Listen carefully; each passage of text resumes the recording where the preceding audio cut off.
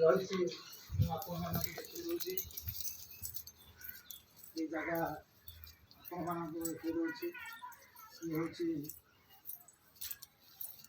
ଆମର ପୁଷ୍ପ ଉଦ୍ୟାନ। ଏ ପୁଷ୍ପ ଉଦ୍ୟାନରେ ସମସ୍ତ ମୂଲ୍ୟବାନ ଗଛ, ପୁଷ୍ପ ଗଛ, ଔଷଧୀୟ ଗଛ ମଧ୍ୟ ଏଠି ଉପଲବ୍ଧ। ଏବଂ ଏଇ ଯେଉଁ ଜାଗା ରହିଛି, ଏ ଜାଗାରେ କେତେ ଗୁଡ଼ାଏ ଔଷଧୀୟ ଗଛ ଏବଂ ଏ ଜିନିଷ ନାନା ପ୍ରକାର ପୁଷ୍ପ ଗଛ ରହିଛି। ଏଇ ଗଛ ମଧ୍ୟରେ ଯେଉଁ ଗଛଟି ମୁଁ ଆଣିଥିଲି, ମୁଁ ସେ ଗଛ ବିଷୟରେ ଏତେଟା ନ ଜାଣିଥିଲେ ମଧ୍ୟ ତାକୁ ଆଣି ଗୋଟିଏ ବାଲ୍ଟି ଭିତରେ ଏଇ ଜାଗାରେ ରଖିଥିଲି। ଦେଖନ୍ତୁ ଏ ଜାଗା, ଏଇ ଯେଉଁ ଜାଗା ଦେଖାଉଛି, ଏଇ ଜାଗାରେ ରଖିଥିଲି। ଏଠି ଆମର ଏଇସବୁ ଗଛ ନଟା ବଢ଼ିଯାଇଛି। ଇଏ ସବୁ ଲୁକାୟିତ ହିସାବରେ ଗଛଟି ଥିଲେ, ଏତେ ବଡ଼ ଗଛ ନଥିଲେ। ପ୍ରଭୁଙ୍କର ଆଜ୍ଞା ବଳରେ ଏବଂ ପ୍ରଭୁଙ୍କର ସ୍ୱପ୍ନା ଦେଶରେ ମୁଁ ରାତି 8ଟା 9ଟାରେ ଏଇ ଜାଗା ପ୍ରଭୁ ମୋତେ ଚିହ୍ନଟ କରିଥିଲେ। ଏଇ ଜାଗାକୁ ମୁଁ ଯେତେବେଳେ ଆସିଲି, ରାତିରେ ଟର୍ଚ୍ଚ ମାରିକି ଦେଖିଲି ସେଇ ଫୁଲଟି ଥିଲା। ସେଇ ଫୁଲ ଯେତେବେଳେ ଥିଲା, ତାପରେ ସେଇ ଜିନିଷକୁ ମୁଁ ସେ ଗଛକୁ ଜଣେ ପଣ୍ଡିତଙ୍କ ପରାମର୍ଶରେ ସେ ଗଛକୁ ସ୍ଥାନାନ୍ତର କରି ଆମର ଅଗଣାରେ ରଖିଲି। ପୂଜା ଅର୍ଚ୍ଚନା କରି ଧୂପ ଦୀପ ନୈବେଦ୍ୟରେ ପୂଜା କଲି। ତାପରେ ଆମ ସାହି ଓ ଗାଁର ଗୁରୁଜନ, ଭକ୍ତ ଏବଂ ଅନ୍ୟାନ୍ୟ ଲୋକଙ୍କୁ ମୁଁ ଜଣାଇଲା ପରେ ସେଠି ସେ ଜାଗାକୁ ସଫାସୁତୁରା କରି ଏ ଜିନିଷ ନେଇ ସେଠି ରଖିଲି ଅଗଣାରେ।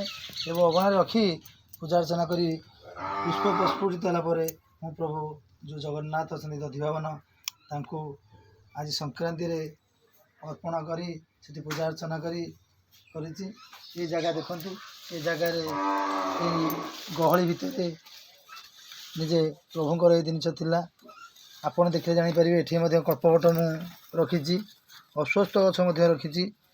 ବହୁ ଗଛ ଶ୍ରଦ୍ଧାର ସହ ଭକ୍ତିପୂର୍ଣ୍ଣରେ ମୁଁ ଏ ଜିନିଷ ସବୁ ରଖିଥାଏ ପ୍ରଭୁଙ୍କ ସେବାରେ ଏବଂ ତାଙ୍କରି ଆରାଧନାରେ, ତାଙ୍କରି ଭକ୍ତିରେ ଜୀବନ ଚାଲିଯାଉ। ପ୍ରଭୁଙ୍କ ପାଖରେ ଏତିକି ମୋର ଜଣା। ସମସ୍ତଙ୍କୁ ଗୋଟିଏ ଜିନିଷ କହୁଛି, ସତ୍ ମାର୍ଗ, ସତ୍ୟ, ନ୍ୟାୟ, ଧର୍ମରେ ହିଁ ଗଲେ ଭଗବାନ ତୁମ ପାଖରେ ସାହା ରହିବେ, ଚଉବାହା ଆଶ୍ରୟ କରିବେ। ମା ଜଗଜ୍ଜନନୀ ଠାକୁରାଣୀ ତୁମକୁ ଅଣତ କାନି ଘୋଡ଼େଇ ରଖିବେ। ତେଣୁ ତାଙ୍କରି ଲୟରେ ଯଦି ରହିବ, ଏକାଗ୍ରତରେ ତୁମେ ସବୁକିଛି କରିପାରିବ। ପ୍ରଭୁ ଜଗତର ଠାକୁର ଜଗନ୍ନାଥ ମହାପ୍ରଭୁ ଦଧିବାବନଙ୍କ ଏତିକି ମୋର ପ୍ରଣାମ। ଆମ ଗାଁ ହେଉଛି ଗୋଟେ ମନ୍ଦିର ମାଳିନ ଗାଁ। ଏ ଅଞ୍ଚଳ ଗୋଟେ ମନ୍ଦିର ମାଳିନ ଗାଁ। ଏ ଗ୍ରାମରେ ଆମର ଗାଁକୁ ପ୍ରବେଶ କଲେ ମା ମଙ୍ଗଳା ପୂଜା ପାଉଛନ୍ତି।